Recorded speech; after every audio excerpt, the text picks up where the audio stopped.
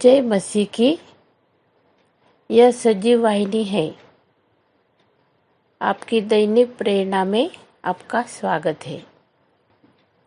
आज का विषय है स्वर्गीय घर।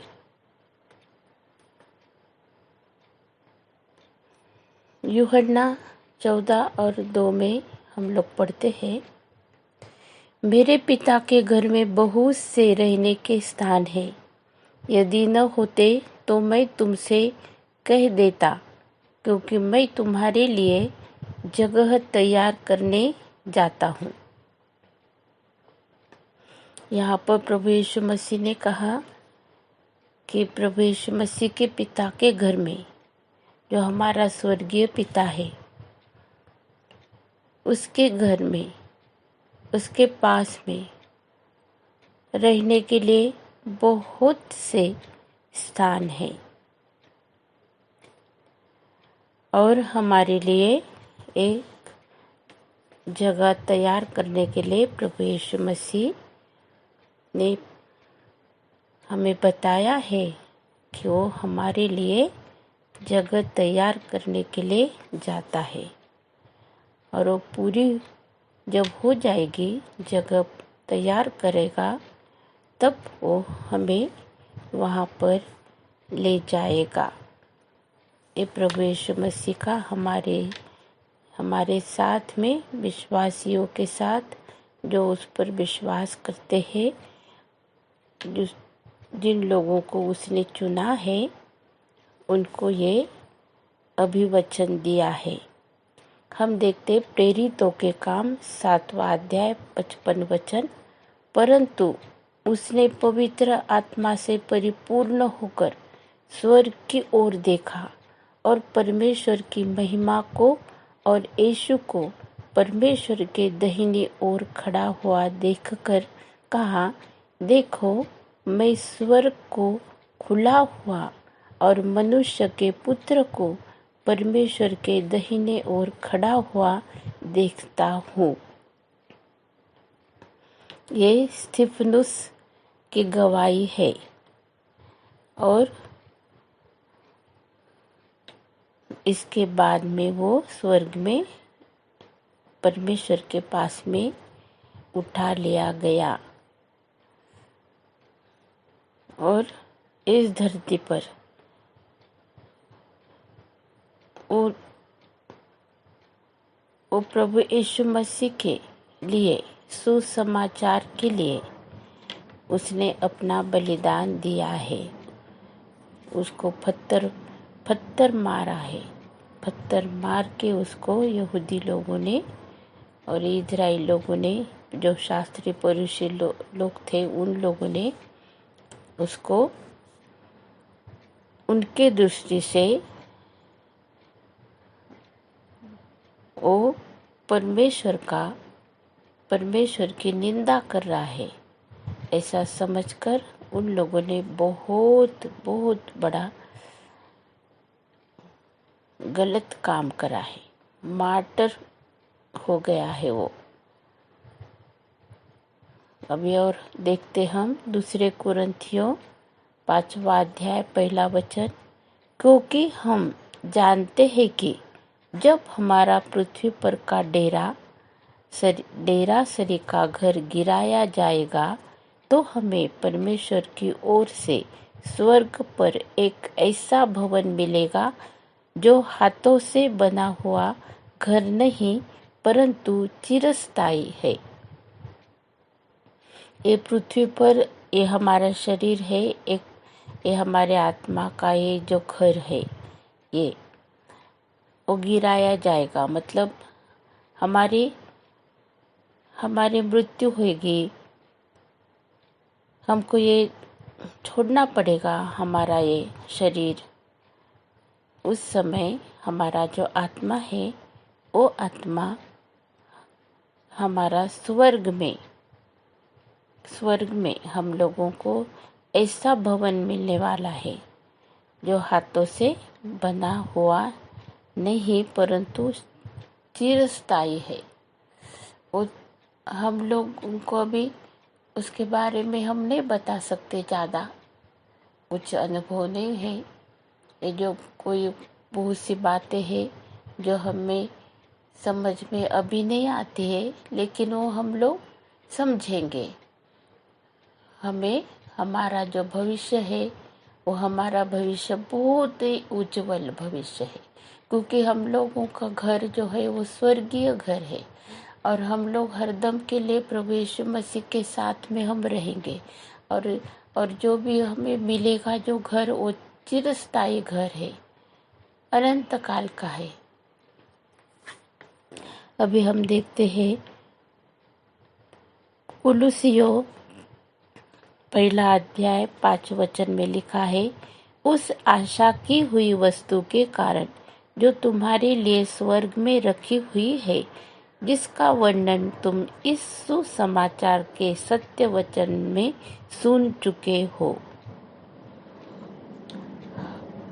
हमने स्वर्ग के बारे में, हमारे स्वर्गीय घर के बारे में प्रभु यीशु मसीह के वचनों के द्वारा हमें एक आशा मिली है और वो आशा हमारी सच्ची है, सत्य है, वो सत्य वचन पर आधारित है वो, और वैसे ही हमको मिलने वाला है। हम देखते हैं इब्रानियों 11 और 10 वचन में, क्योंकि वह उस स्थिर नींव वाले नगर की बाढ़ जोहता था, जिसका रचने वाला और बनाने वाला परमेश्वर है।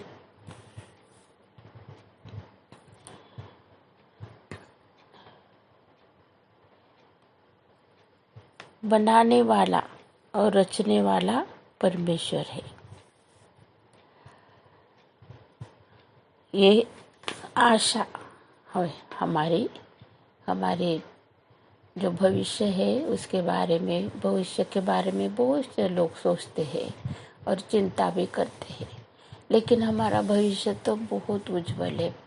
परमेश्वर के हाथ में है हमारा भविष्य, और हम एक दिन परमेश्वर के भवन में, स्वर्गीय घर में हम लोग रहने वाले हैं। हम देखते प्रकाशित वाक्य 7 अध्याय 9 वचन में क्या लिखा है। इसके बाद मैंने दृष्टि की और देखो, हर एक जाति और कुल और लोग और भाषा में से एक ऐसी बड़ी भीड़ जिसे कोई गिन नहीं सकता था, श्वेत वस्त्र पहने और अपने हाथों में खजूर की डालियां लिए हुए सिंहासन के सामने और मेमने के सामने खड़ी है। ये स्वर्ग का दृष्टांत यूहन्ना को मिला है, जो प्रभु यीशु मसीह का शिष्य था। ये प्रकाशित वाक्य प्रकाशन उनको प्राप्त हुआ और उन्होंने ये लिखा है कि स्वर्ग में कैसा एक बहुत ही अच्छा सुंदर सा ऐसा दृश्य, उसका वर्णन यहाँ पर हम लोग पढ़ते हैं, और ये ऐसा ही होने वाला है। ये वचन सत्य है, ये हमको विश्वास करने के लिए, और हमारे भविष्य कितना उज्जवल है, कितना अच्छा है हमारा भविष्य, इसके बारे में वचन में हमें लिखा हुआ है। प्रकाशित वाक्य 21 अध्याय और 1 वचन पढ़ते हम लोग। फिर मैंने नए आकाश और नई पृथ्वी को देखा, क्योंकि पहला आकाश और पहली पृथ्वी जाती रही थी और समुद्र भी न रहा। नया सब कुछ, नया आकाश, नई पृथ्वी हमें मिलने वाली है। ये सब कुछ परमेश्वर करने वाला है, क्योंकि सब शून्य में से वो विश्व निर्माण करा है उसने। वो आदि और अंत है, परमेश्वर सब कुछ करता है, लेकिन हम लोगों को उसमें हिस्सा है। ये हमारे लिए, हमारे जीवन से बहुत निकट है, हमारे इस धरती पर के जो हम जीवन बिता रहे हैं वो जीवन हम किस प्रकार से बिताते हैं, इस पर ये सब बातें हमारा भविष्य और हमारा स्वर्गीय घर उसमें जाने का सब कुछ निर्भर है। हम देखते हैं वचन। प्रकाशित वाक्य 22 और 14 वचन में लिखा है, धन्य वे हैं जो अपने वस्त्र धो लेते हैं, क्योंकि उन्हें जीवन के वृक्ष के पास आने का अधिकार मिलेगा और वे फाटकों से होकर नगर में प्रवेश करेंगे। यहाँ पर वस्त्र के बारे में लिखा है। ये कौन से ऐसे हमारे जो वस्त्र है, हमारे नित्य कृत्य है, हमारे जो वस्त्र है, जो हम धार्मिकता के कृत्य करते हैं, प्रभु यीशु मसीह पर हम विश्वास करते हैं, उसकी हम साक्षी देते हैं और बहुत सी आत्माओं को हम लोग प्रभु के पास में लाते हैं। हम उनको उनको धन्य कहा है जो अपने वस्त्र धो लेते हैं। हमें अपने वस्त्र को धोना है। प्रभु यीशु मसीह के लहू में हमारे दिल को, हमारे आचरण, हमारा जो स्वभाव है, वो सब कुछ पाप में जो हमारा स्वभाव है, सब कुछ हमारा प्रभु यीशु मसीह के लहू के द्वारा ही हमें छुटकारा है, उद्धार है। हम प्रायश्चित पूरा प्रभु यीशु मसीह ने हमारा करा है। अभी हमारे लिए ये बहुत बड़ी एक जिम्मेवारी है हमारे आत्मा को बचाने की, कि इस धरती पर जब तक हम जीवित हैं, हम प्रभु यीशु मसीह को परिधान करें और जो जीवन का जो वृक्ष है उसके पास आने का अधिकार हमको मिलेगा। वो अधिकार हम प्राप्त कर ले। जीवन का वृक्ष प्रभु यीशु मसीह है। जीवन, मार्ग, सत्य और जीवन प्रभु यीशु मसीह है और उसके ही द्वारा हमें जीवन मिलेगा। और नगर जो है वो स्वर्गीय नगर, उसके फाटकों से होकर नगर में हम लोग प्रवेश करेंगे, स्वर्ग में हम लोग प्रवेश करेंगे। और वहाँ पर कोई लोग हैं जो स्वर्ग में प्रवेश नहीं कर पाएंगे। यहाँ पर है, लिखा है बाइबल में, हम वचन में लिखा है कि कौन से लोग हैं जो स्वर्ग में प्रवेश करने नहीं पाएंगे। वचन में लिखा है, हम लोग पढ़ते हैं, वो वचन हम लोग पढ़ेंगे।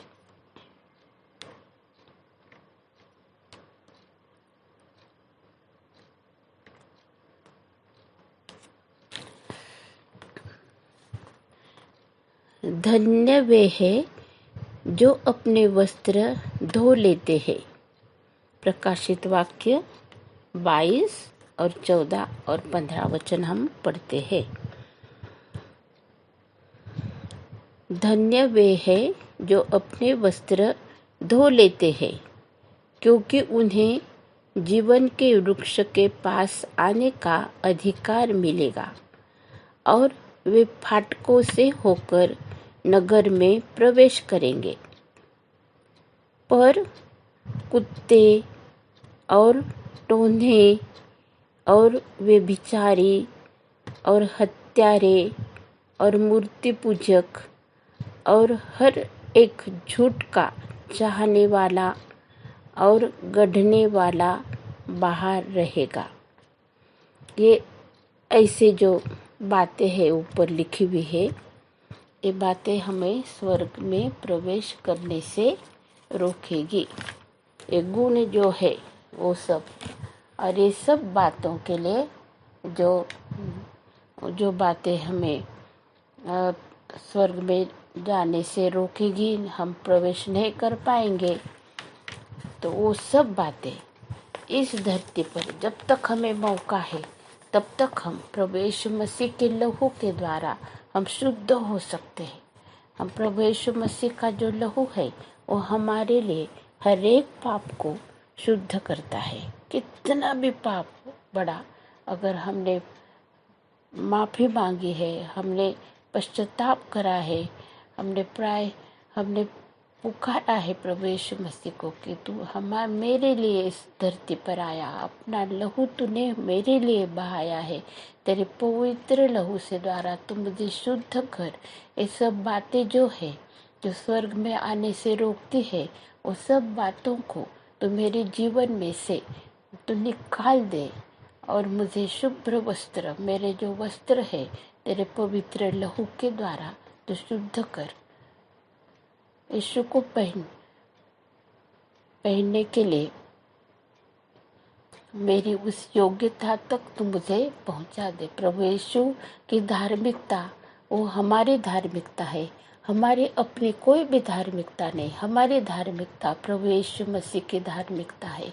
जब हम यीशु मसीह को पहनते हैं, जब हम उस पर विश्वास करते हैं, जब हम पाप से हम हमारा मोड़ लेते हैं और हमारे मार्ग को हम सुधारते हैं, धार्मिकता की ओर हमारा जो लक्ष्य है वो रहता है और परमेश्वर के मार्ग की चौकसी करते हैं, हम उसको ढूंढते हैं और हमें एक दिन परमेश्वर के साथ में रहने के लिए परमेश्वर हमारे लिए दरवाजे को खोलता है। हम प्रवेश करेंगे, हम स्वर्गीय घर में हम लोग रहेंगे, प्रभु यीशु मसीह के साथ में हम लोग रहेंगे। हालेलुया, स्तुति धन्यवाद हो। आइए हम प्रार्थना करते हैं। हालेलुया, स्तुति धन्यवाद हो प्रभु। इस ऐसे समय पर प्रभु जी हम हमारे भविष्य के बारे में जब हम सोचते हैं तब वचन के अनुसार हमें बहुत प्रभु जी खुशी मिलती है, हमें आशा है। हमें प्रभु जी आशीषों से तूने भरा है, इसलिए हम तुझे धन्यवाद देते हैं। इस स्वर्गीय घर हमारा है, इसलिए हम तुझे धन्यवाद देते हैं। प्रभु यीशु मसीह हमारा उद्धारक परमेश्वर, जो बातें उसने हमारे साथ में बांटी है और जो वाचा हमारे साथ बांधी है वो पूरा करने के लिए सामर्थ्य परमेश्वर है, इसलिए हम धन्यवाद देते हैं। प्रभु यीशु मसीह की शांति आपके और मेरे हृदय में राज्य करे। आइए हम आशीर्वचन पढ़ते हैं। यहूदा की पत्री 24 और 25 वचन। अब जो तुम्हें ठोकर खाने से बचा सकता है और अपनी महिमा की भरपूरी के सामने मगन और निर्दोष करके खड़ा कर सकता है, उस एकमात्र परमेश्वर हमारे उद्धारकर्ता की महिमा और गौरव और पराक्रम और अधिकार हमारे प्रभु यीशु मसीह के द्वारा जैसा सनातन काल से है, अब भी हो और युगानुयुग रहे। आमीन। अब प्रभु यीशु मसीह का अनुग्रह और परमेश्वर का प्रेम और पवित्र आत्मा की सहभागिता तुम सब के साथ और समस्त विश्व में विश्वासियों के साथ अब से लेकर अनंत काल तक होती रहे। आमीन।